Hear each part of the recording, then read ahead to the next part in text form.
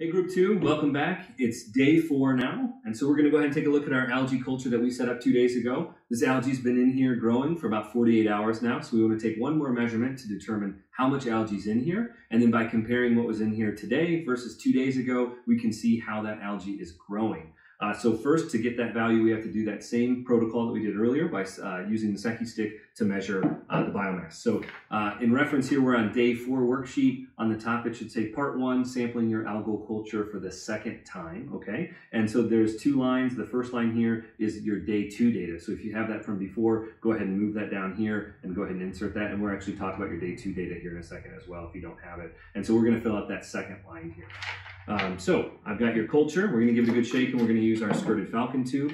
And remember, we filled the tube up with 50 milliliters of algae. So go ahead and do that.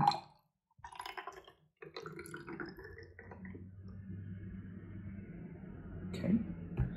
Go ahead and cap it. All right, and we're going to use that Secchi stick, remember? And we're going to go ahead and watch for that shield to disappear. All right, so we're going to drop this down. It's disappearing for me right about there, which looks to be about 20 millimeters.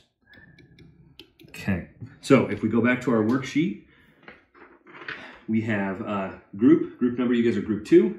How many milliliters of algae did you add in your flask? This group added 30 milliliters of algae, 70 milliliters of media.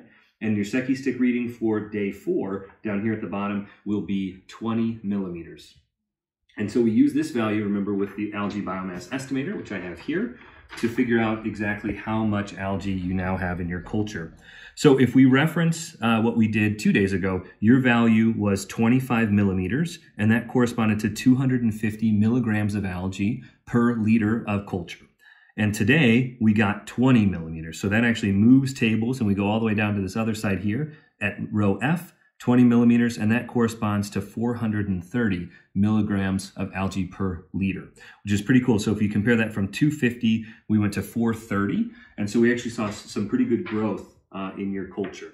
So we'll go ahead and write that 430 milligrams of algae per liter down in this box here. And the next part is to finish your worksheet here, the qualitative data question, similar to what you did on day 2. But this time I want you to go ahead, we're gonna flash an image up of your day 2 culture, and we put that right next to the day 4 culture picture that we took today. And I want you to compare those two. So qualitatively, how does day 2 compare to day 4?